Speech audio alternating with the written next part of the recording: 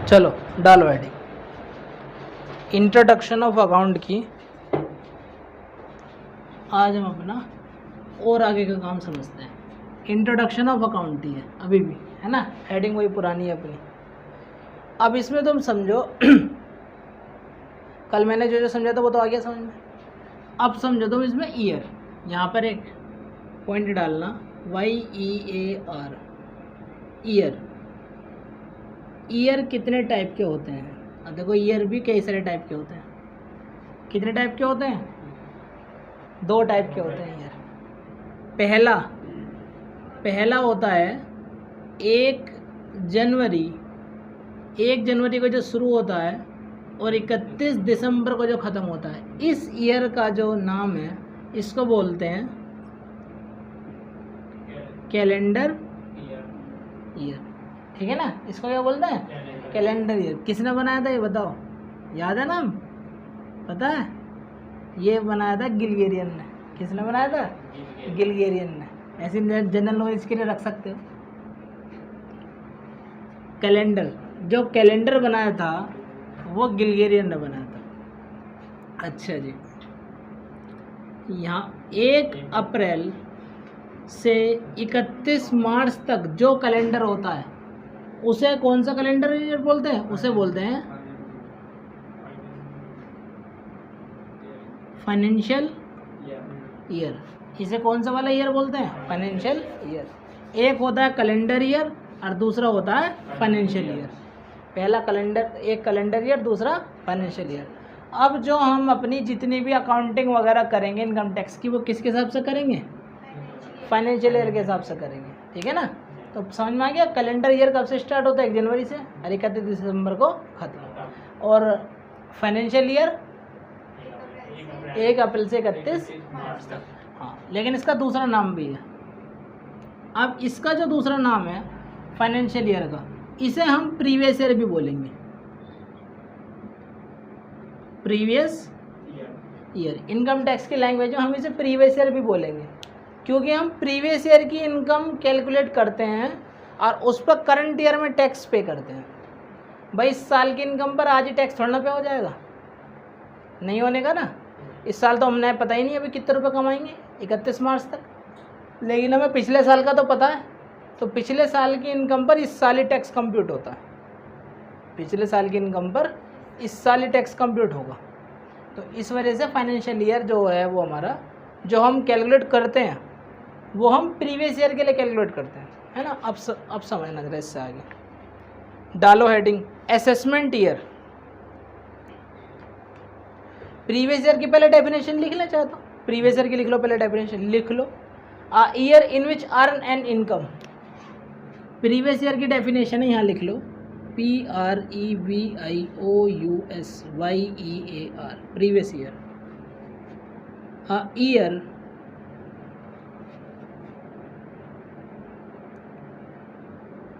in which earn an income,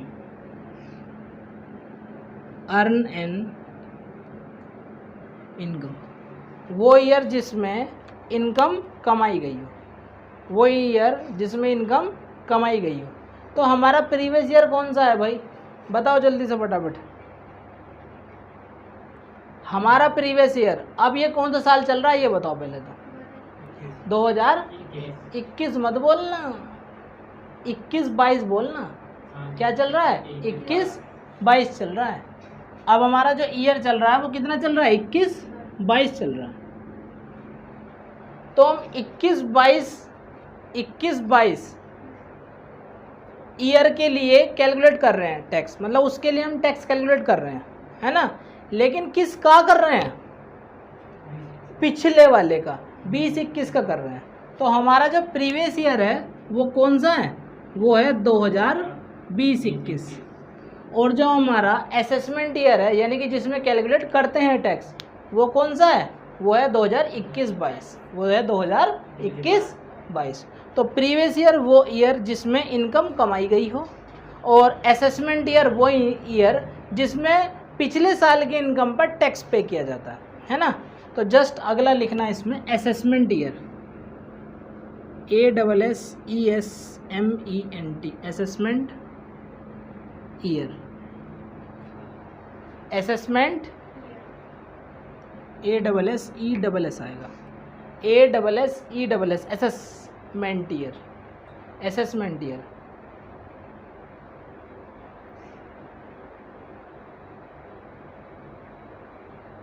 लिखो, assessment year में बोल रहा हूं मैं। आ ईयर लिखो, पहले इसी का लिख लो एक लाइन छोड़ के। A year in which tax paid by assessee, in which tax paid by assessee for which income earn in previous year. A year लिख दूंगा अभी, चलो। A year in which tax paid by ASSESS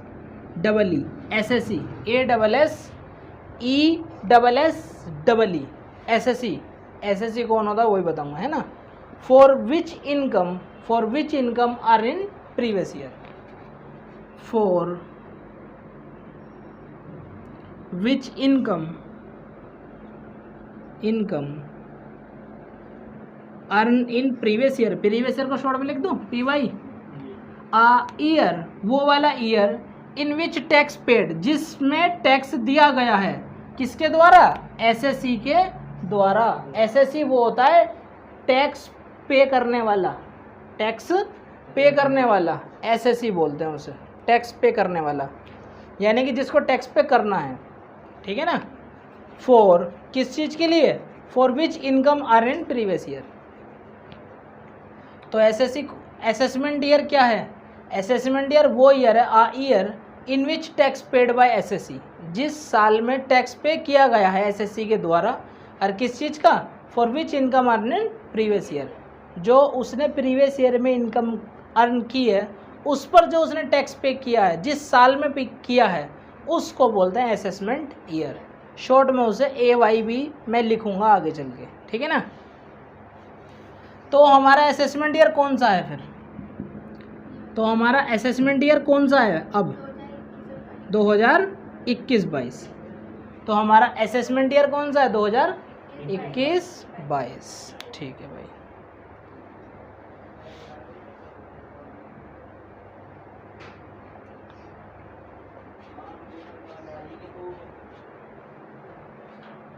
अच्छा, अब definition लिखेंगे SSC की,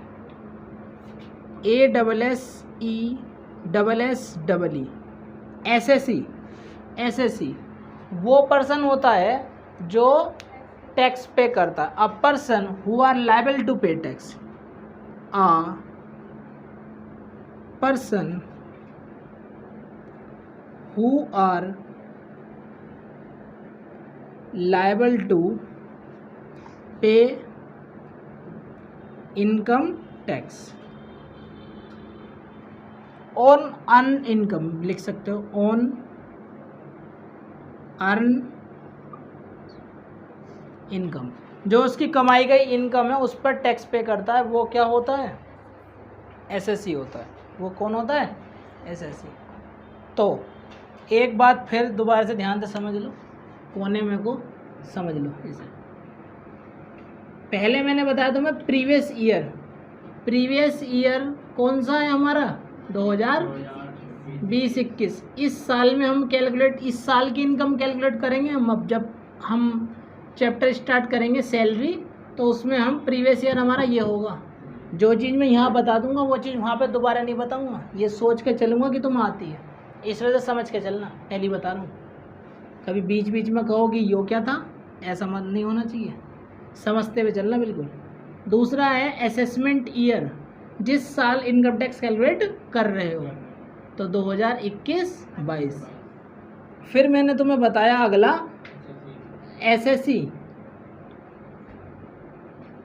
SSC वो person जो टैक्स पे करता है ना, वो पर्सन जो टैक्स पे करता है ना, जो टैक्स पे करेगा अपनी इनकम पर, यानी कि जो लायबल है टू पे टैक्स, है ना, टू पे टैक्स। अच्छा जी, एसएससी हो गया। फिर इसके बाद में अब चलो पहले नोट कर लो, चलो पहले नोट कर लो, पोज कर दो, स्टॉप कर दे करो बिना कहीं। देखो तो calendar, previous year, assessment year और एसएससी, ये तो समझ में आ गया। अब अगला लिखो पर्सन। पर्सन की डेफिनेशन लिखवाता हूँ।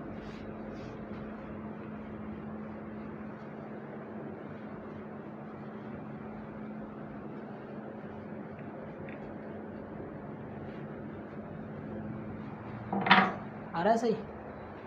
देखो पर्सन इंक्लूड्स करके लिखो कि पर्सन में क्या कौन कौन व्यक्ति को इन्होंने इंक्लूड किया है। सबसे पहले आ गए हम लोग, INDIVIDUAL, इंडिविजुअल, है ना, इंडिविजुअल आ गए। फिर HUF, तुम इसकी फुल फॉर्म लिख सकते हो यदि तुम लोगों को नहीं पता तो, Hindu undivided family, Hindu undivided family, HUF। अभी सबका मतलब बताऊंगा। पार्टनरशिप फर्म, कंपनी, ये भी लिख लो।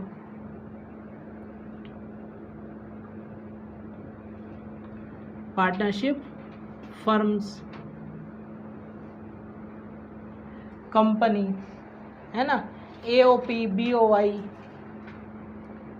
AOP, BOI और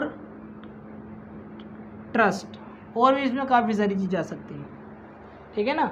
उनको इनने क्या माना है? पर्सन माना है, लेकिन फिलहाल तुम यहीं तक लिखो। इंडिविजुअल कौन हो गए? हम लोग, जो जस्ट लाइक राम श्याम हरि मोहन, है ना, इंडिविजुअल व्यक्ति, वो पर्सन की कैटेगरी में आ गए। यदि वे इनकम कमा रहे हैं तो उस पर टैक्स पे करेंगे। दूसरा HUF, हिंदू अनडिवाइडेड फैमिली।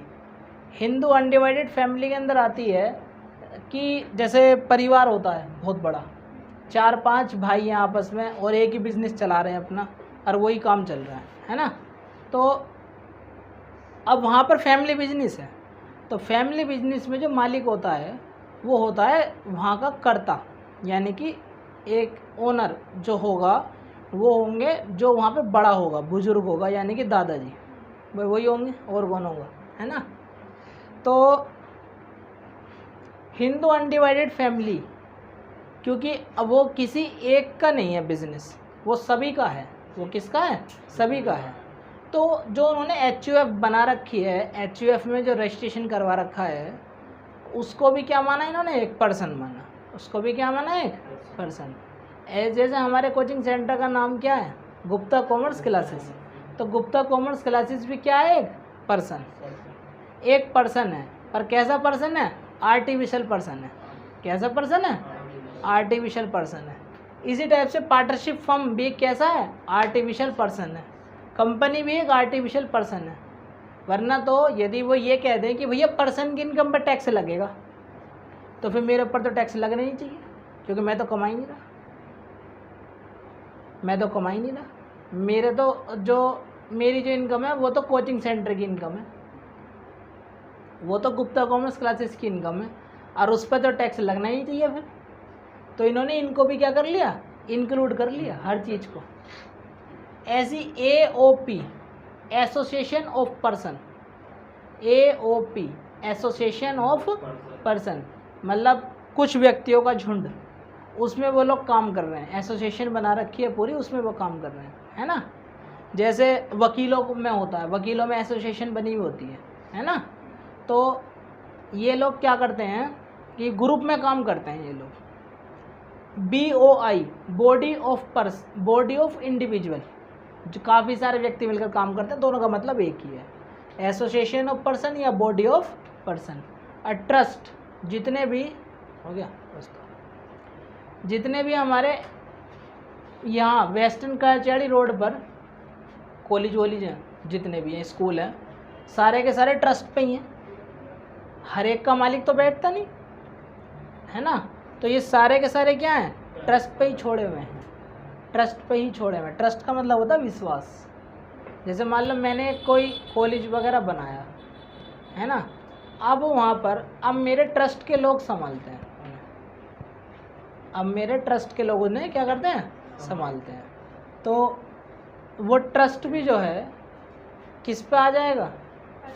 वो भी पर्सन ही कहलाएगा। तो पर्सन के अंदर ये लोग इंक्लूड होते हैं। कहने का मतलब ये है, समझ में आई बात, कि पर्सन के अंदर क्या क्या इंक्लूड करें। कभी तुम लोग ये चीज़ देख लो कि कंपनी में तो टैक्स लगता ही नहीं, यार टैक्स ही ना लगाओ, तो लगेगा टैक्स। कुल मिला के इन्होंने साफ साफ बता दिया कि भैया पर्सन के अंदर ये सारे लोग आएंगे, ठीक है ना। ये सभी क्या पे करेंगे, टैक्स, सभी पे करेंगे टैक्स। यहाँ तो छींकने पर भी टैक्स है। कैसे है बताओ छींकने पर टैक्स? इसका मतलब जुकाम हो गया, फिर दवाई लेकर आओगे तो दवाई में क्या जुड़ा हुआ होगा, टैक्स। तो हर चीज़ पर टैक्स है, हर चीज़ पर टैक्स है। आओ चलो आगे देखो। असेसमेंट ईयर, प्रीवियस ईयर, इनमें तो कोई दिक्कत नहीं है, तो सब समझ में आ गया। एक बार फिर से समझ लें। सबसे पहले मैंने तुम्हें बताया था पूरा रिकॉल कर दें एक बार दोबारा से। सबसे पहले मैंने तुम्हें बताया था टैक्स। टैक्स होते हैं दो प्रकार के, पहला होता है डायरेक्ट टैक्स, दूसरा होता है इनडायरेक्ट टैक्स। डायरेक्ट टैक्स वो टैक्स होता है जो मेरी इनकम में और मेरे ऊपर ही लग रहा है, तो वो डायरेक्ट टैक्स। इनडायरेक्ट टैक्स कौन सा? वो जो मेरे ऊपर टैक्स लग रहा है पर शिफ्ट हो रहा है टैक्स, कोई और पे करके आएगा, है ना। फिर मैंने तुम्हें बताया था कि डायरेक्ट टैक्स का कलेक्शन तो रख लेती है सेंट्रल गवर्नमेंट और इनडायरेक्ट टैक्स का रख लेती है स्टेट गवर्नमेंट, ठीक है ना। फिर क्या बताया था और बताओ कि भैया इसमें मतलब इनकम टैक्स कब आया। इनकम टैक्स आया 1961 में, 1 अप्रैल 1961 में। इसके रूल बने 1962 में, और सर्कुलर नोटिफिकेशन जो देगा वो देता है CBDT, central board of direct tax. इसके बाद और क्या क्या बताया था? बजट कब आता है? 1 फरवरी को आता है। अच्छा जी। फिर मैंने बताया था कि टैक्स पे करने के लिए हमें पैन कार्ड की ज़रूरत होती है, लेकिन यदि किसी व्यक्ति ने पैन कार्ड बना रखा है और उसकी इनकम नहीं है तो ज़रूरी नहीं है कि वो टैक्स पे करेगा। टैक्स पे वही व्यक्ति करेगा जो लायबल है टैक्स पे करने के लिए, यानी कि जिस पर टैक्स लग रहा है ना।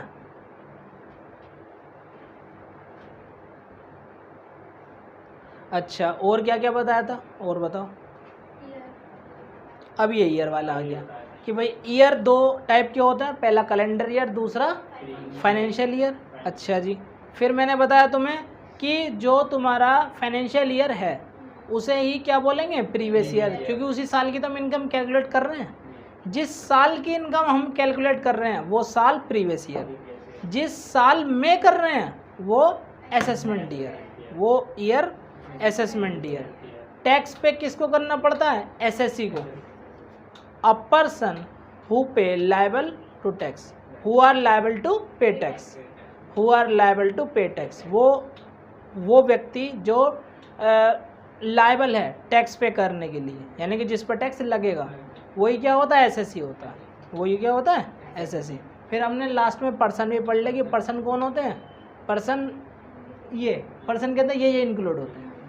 पर्सन के अंदर ये सारे क्या हो जाएंगे? इंक्लूड हो जाएंगे। अब अगला है हमारे इनकम टैक्स के हेड। अब हम पढ़ेंगे इनकम टैक्स के हेड, अपने heads of income tax. Income tax 5 हेडों से मिलकर बना, कल भी बताया था। पहला होता है सैलरी, दूसरा होता है हाउस प्रॉपर्टी, तीसरा क्या बताया था, याद है नहीं है? PGBP, profit and gains from business and profession, profit and gains from business and profession. चौथा होता है कैपिटल गेन, और 5वां होता है अदर सोर्सेस। 5वां होता है other sources. Salary, house property, income from salary, income from house property, income from profit and gains from business and profession, income from capital gain और इनकम फ्रॉम अदर सोर्सेस। ये 5 head हैं। 5 head से मिलकर हमारी total income calculate हो जाएगी। ठीक है ना, ये 5 हेड है हमारे। और एक बात और, इनकी इनकम इसी सीरियल में ही कैलकुलेट करते हैं। यदि किसी क्वेश्चन के अंदर ही 5 इनकम दे रखी हैं तो इसी सीरियल में कैलकुलेट होंगी, फिर सबको जोड़कर उस पर टैक्स पे किया जाएगा। ठीक है ना।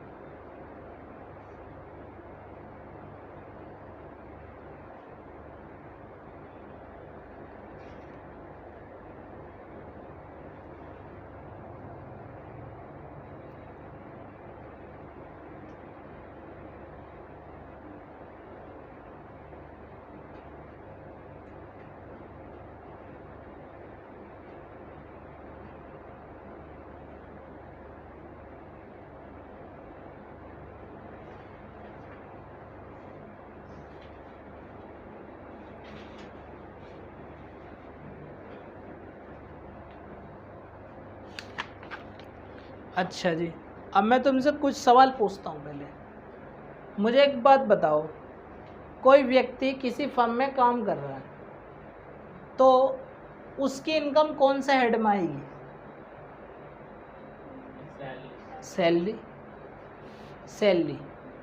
कल मैंने एक शॉप पे गया, उसने कहा भैया ये गिफ्ट आइटम भी है, इस सामान के साथ ये सामान खरीद लो। मैंने वो सामान खरीद लिया, मैंने कूपन खुर्चा, उसमें मेरे 10,000 रुपये का इनाम निकल गया। वो कौन सी इनकम में आएगी? वो आएगा अदर सोर्सेज में। वो आएगा अदर सोर्सेज में। नकुल भाई उतारने में कुछ नहीं रखा, कुछ नहीं रखा, दिमाग में उतार लो जितना भी, वही ज़्यादा अच्छा है, वही काम में आएगा। देखो अच्छा, अगला सुनो। अगला एक एग्जांपल और लो। सपोज करो हमारा ये जो घर है, हमने ये घर बेच दिया। हमारे घर की कीमत मान लेते हैं कि भाई 15 लाख रुपए है, कीमत मान लेते हैं 15 लाख रुपए है, लेकिन ये घर बिक गया 22 लाख रुपए का, तो 7 लाख रुपए तो ज़्यादा में बिक गया। तो ये 7 लाख रुपए की मुझे इनकम फालतू हो गई, ये किस में आ जाएगी? गलत। मैंने इशारा गलत करा और तुमने गलत ही बता दिया, ये तो मुझे पता था। वो आएगा कैपिटल गेन में। वो किस में आएगा? कैपिटल गेन में। इशारों पे मत जाओ, इशारों पे मत जाओ, दिखाऊंगा कुछ और बोलूँगा कुछ और। संपत्ति को बेचने से जो प्रॉफिट होता है वो हमारा कैपिटल गेन में आता है। अच्छा, दूसरी बात, जैसे मैं हूँ कोचिंग सेंटर चला रहा हूँ, या कोई डॉक्टर है वो भाई पेशेंट से फीस लेगा, वकील है तो वो अपने क्लाइंट से फीस लेगा, है ना। देखो हर चीज़ का अलग अलग बात है। मेरे पास पढ़ रहा है कोई व्यक्ति तो उसे बोलेंगे स्टूडेंट, किसी डॉक्टर के पास जा रहा तो उसे पेशेंट बोलेंगे, किसी वकील के पास जा रहा तो उसे क्लाइंट बोलेंगे, है ना। जबकि डॉक्टर के पास जा रहा तो उसे क्लाइंट नहीं बोलेंगे, उसे पेशेंट ही बोलेंगे, है ना। कुल मिला के इन सब से कुछ ना कुछ कंट्रीब्यूशन तो मिलता ही है। वो इनकम किसके अंदर आती है? फ्रॉम बिजनेस एंड प्रोफेशन, है ना। जबकि जो मैंने अभी एग्जांपल दिए, टीचर, डॉक्टर, वकील, वो बिजनेस में आता है, प्रोफेशन में आता है? वो आता है प्रोफेशन के अंदर। अच्छा, अब तुमने नाम सुना है कंपनी का MDH है तो वो क्या है? बिजनेस है या प्रोफेशन है? बिजनेस है, वो बिजनेस है। अच्छा जी, अब सपोज करो कि हमारा 4 मंजिल का घर है, फर्स्ट क्लास बना हुआ है, एकदम फर्निश, है ना। एक मंजिल में तो रह रहे हम, सबसे नीचे वाली से जस्ट ऊपर वाली भी, नीचे वाली रहने लायक है नहीं, और ऊपर वाली सबसे फर्स्ट क्लास है, हम उसी में रह रहे हैं अपना, फर्स्ट क्लास जगह एकदम। बच्चा सबसे नीचे वाला और ऊपर वाला। देखो मेरी ये सोच है कि यदि तुम्हारा 4 मंजिल का घर है और तुम्हें किराए पर देना है तो कभी भी नीचे वाले में मत रहो, हमेशा दुखी रहोगे। ये पर्सनली एडवाइस है मेरी, कभी भी नीचे वाले में मत रहो, हमेशा दुखी रहोगे और ज़िंदगी भर साफ सफाई ही करते रहोगे, कुछ नहीं मिलने का। 4 मंजिल का मकान है, बीच में रहो खुद, नीचे वाला भी किराए पे, ये वाला भी किराए पे, वाला भी किराए पे, दे सकते हो यदि जगह खाली है तो, है ना। तो जो इन किराए से इनकम आ रही है वो इनकम कैसी है? Income from house property, income from house property. अब सुनो एक और एग्जांपल सुनो। प्रॉपर्टी डीलर का नाम सुना है? प्रॉपर्टी डीलर के पास में 10 मकान पड़े हैं, तो वो उसने जो है 10 के 10 मकान बेचने की सोच ही रखी है, तभी तो 10 मकान पड़े उसके पास। वो क्या खाएगा मकानों को, है ना? तो वो उसे क्या बोलेगा, मकान बोलेगा या कुछ और बोलेगा? वो उसे बोलेगा प्रॉपर्टी पड़ी है भाई, कि भैया 10 प्रॉपर्टी मेरे पास पड़ी है ना? अब सपोज करो उसने एक मकान मुझे बेच दिया, मैंने वो खरीद लिया, अब मुझे उनने बेच दिया, तो उससे जो उस व्यक्ति को प्रॉफिट हुआ, किसको? प्रॉपर्टी डीलर को। वो कौन सी कैटेगरी में आएगा? वो आएगा बिजनेस में। बिल्कुल सही बात है, वो आएगा किस में? बिजनेस। मैं तुम्हें देखो एक जीता जागता एग्जांपल बताता हूँ। गर्मियों में मैं वो लेने गया तरबूज, तो भाई हम तो 5 किलो का 7 किलो के तरबूज को तरबूज ही बोलेंगे। वो ठेले वाले या जो बेचते हैं वो लोग उसको तरबूज नहीं बोलते, वो लोग इसको बोलते हैं दाना। और जबकि दाने का मतलब छोटी सी कोई चीज़ समझते हैं, है ना? वो उनको दाना बोलते हैं, है ना? तो ये जो है बिजनेस के अंदर वो चीज़ वो हमारे नज़रिए से मत देखो, उनके नज़रिए से देखो। हमारे लिए तो क्या है? मकान। और दूसरे के लिए क्या? House property. दूसरे के लिए क्या है? House property. वो तो उसे बेचेगा डायरेक्ट, तो उसके लिए क्या है? उसके लिए तो वो माल है, उसके लिए क्या है? और हमारे लिए क्या है? मकान। हमारे लिए मकान है। समझ में आया? कुछ तो एग्जाम्पल से समझ में आ गया कि किस में कौन कौन सा आ सकता है। अब हम पहले तो चैप्टर पढ़ेंगे रेजिडेंट स्टेटस, और उसके बाद में हम स्टार्ट करेंगे सैलरी, फिर सैलरी, फिर हाउस प्रॉपर्टी, फिर पीजीबीवी, फिर कैपिटल गेन, और लास्ट में अदर सोर्सेस। ये सब करते हुए चलेंगे, ठीक है ना? इसका क्रम नहीं बिगाड़ने की। सैलरी चैप्टर 1 से 1.5 महीने का है, लेकिन फिर भी मैं पहले सैलरी ही कराऊंगा, हाउस प्रॉपर्टी नहीं कराने का। या तुम लोग कहोगे तो हाउस प्रॉपर्टी करा दूंगा, लेकिन बीच बीच में दिक्कत आ जाती है, क्योंकि इसमें सैलरी का क्वेश्चन आ जाता है, फिर दिक्कत आ जाती है। तो मैं पहले जो है वो सैलरी कराऊंगा। नॉर्मली टीचर क्या होते हैं कि सैलरी का चैप्टर थोड़ा हार्ड लगता है सबको, तो वो स्टूडेंटों को थोड़ा वो करने के लिए, माहौल में थोड़ा रमाने के लिए वो पहले चैप्टर करा देता है हाउस प्रॉपर्टी, ये आसान लगता है सबको, है ना? और फिर जस्ट अगला ही चैप्टर करा देंगे सैलरी, फिर वहाँ पे सबकी हवा निकल जाती है। मैं पहले ही सैलरी कराऊंगा, ठीक है ना? चलो जी, ये हमारे हेड भी हमने पढ़ लिया, सिलेबस का भी डिस्कशन कर लिया हमने। अब इनकम टैक्स की फाइल कब दी जाती है? इनकम टैक्स पे कब तक करना होता है? बताओ भाई, क्या नाम है इसका? अरे क्या नाम है इसका? दिनेश भाई बताओ, इनकम टैक्स की लास्ट डेट कौन सी होती है टैक्स पे करने की? बताओ जल्दी से फटाफट। एक इंडिविजुअल व्यक्ति को लास्ट डेट क्या अलॉट करती है गवर्नमेंट की? भाई इस तारीख तक टैक्स जमा कर देना। ड्यू डेट क्या होती है आईटीआर की, इनकम टैक्स रिटर्न की? बताओ क्या रह है भाई? ये बात तो ठीक नहीं है भाई, ये तो गलत बात है, पता होना चाहिए। हाँ, नहीं तो भरना वरना क्या, पता होना चाहिए। जब भाई तुम अकाउंटेंट हो तुम्हें पता होना चाहिए।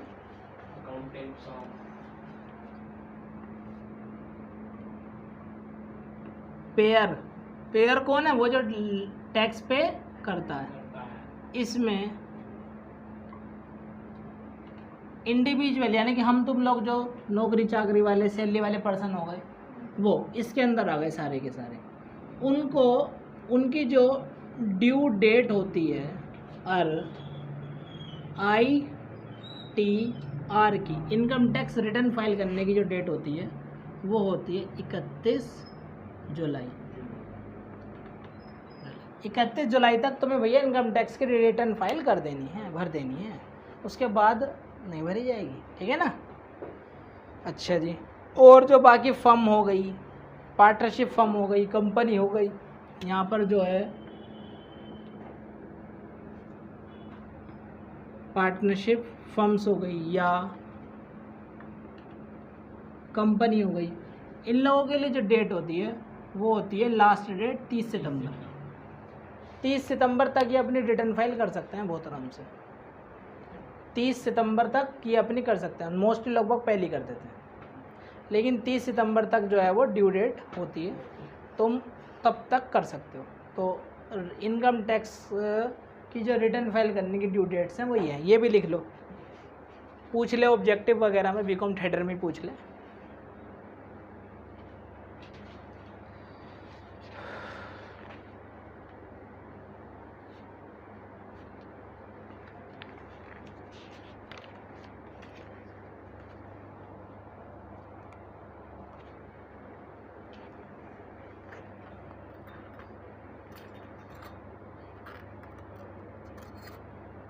अच्छा, अब तुम छोटे छोटे मेरे सवालों को दो जवाब फटाफट। मैं गया घूमने, कहाँ बताओ, कहाँ घूमने जाऊँ? चलो ऋषिकेश चला गया घूमने। मैं गया ऋषिकेश घूमने, ठीक है, पास में ही, ज़्यादा दूर बेकार है जाना, क्या फ़ायदा, वहीं रह जा। मैं मोदी लॉकडाउन लगा दे फिर दोबारा से कि भैया 1 दिन के लिए लॉकडाउन, और अगले दिन हो गया था 25 तारीख तक तो गलत है भैया वो। तो मैं गया घूमने, ठीक है। अब मैं भैया जैसे स्टेशन से बाहर निकला, मुझे तुरंत ही एक बैग दिखाई दिया। पहले तो मैं देख रहा था, मैंने कहा इसमें बम तो ना है। फिर मैंने देखा कि यार इसमें तो बहुत सारे पैसे रखे हैं। उसमें वो पूरा पैसों से भरा हुआ था, एकदम डट्टम डोल भरा हुआ था, है ना। तो बहुत सारे पैसे थे उसमें, मैं तो खुश हो गया बिल्कुल, है ना। मैंने पहले इधर देखा, इधर देखा, उधर देखा, चार तरफ को देखा, बैग उठाया, अपने पास में रख लिया, अपने बैग के अंदर, ठीक है। वो मेरी एक टाइप से इनकम का पार्ट है उस साल की या नहीं है, ये बताओ। पाया तो है, कौन से हेड में आएगा? अच्छा, जो तुम्हारे पास पैसा आया वो तुम्हारी इनकम है भाई। उस पैसे को तुम डालोगे कहाँ? बैंक में तो डालोगे, कहीं तो डालोगे, है ना। यदि तुमने बैंक चाहे तो तुम उसे अपने पास दबा के रखो, तो वो तो है ब्लैक मनी, है ना, काला पैसा, है ना। और यदि तुम उस पैसे को डायरेक्ट डाल दिया तुमने, कहाँ? बैंक में तुमने इस पैसे को सारा का सारा डाल दिया, तो तुम्हारा बैंक अकाउंट क्या एकदम से जीरो बढ़ जाएगी धड़ाधड़, है ना। और जैसे तुम्हारी जीरो बढ़ गई तो इनकम टैक्स डिपार्टमेंट में खबर पहुंच जाती है।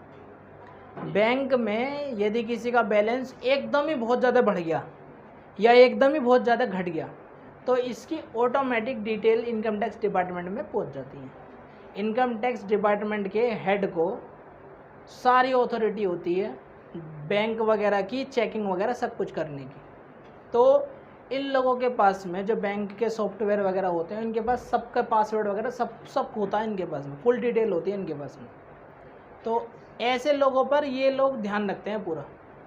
एकदम से बैलेंस बढ़ गया, कल तक तो थे 50 रुपये बैंक में, 100 रुपये तो महीने में जमा करे था, आज पड़े हैं बैंक में 50 लाख रुपए, 1 करोड़ 50 करोड़, ऐसे कैसे आ गए?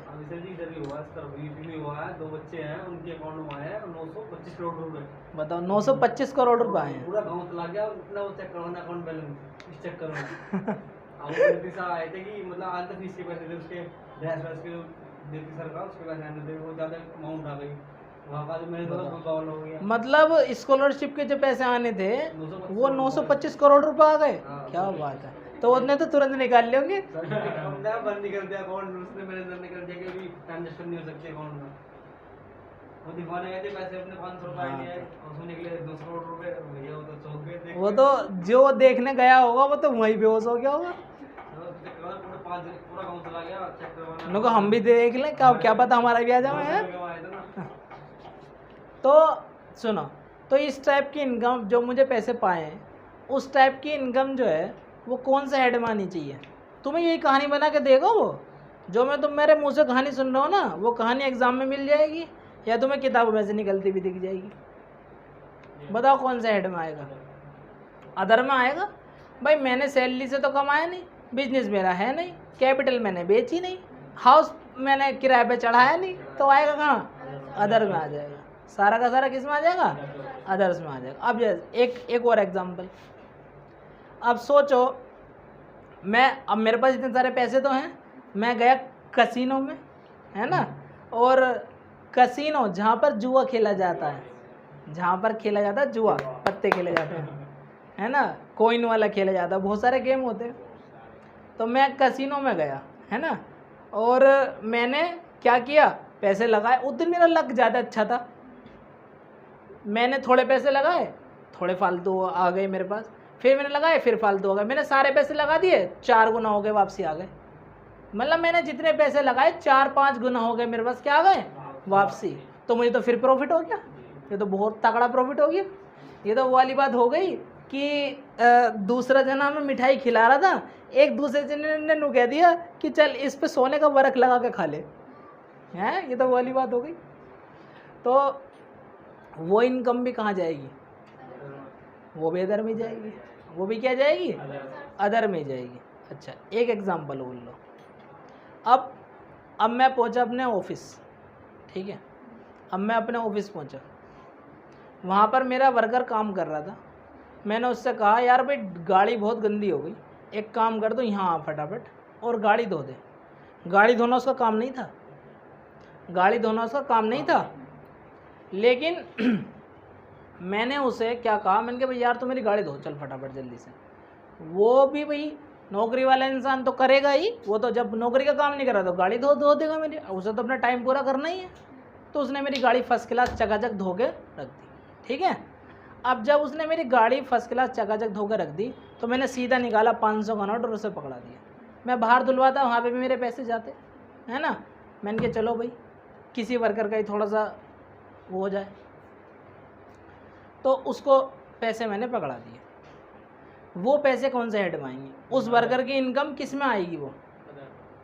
वो अदर में नहीं आने की, वो आएगी सैलरी के अंदर। वो किसके अंदर आएगी? सैलरी के अंदर आएगी वो इनकम, वो सैलरी के अंदर आएगी इनकम। पूछो क्यों? वो सैलरी के अंदर यूँ आएगी कि मालिक और नौकर के रिलेशन में वो पैसे मिले हैं उसे। हमारे में एम्प्लॉय और एम्प्लॉयर का रिलेशन था, उस रिलेशन में उसे पैसे मिले हैं।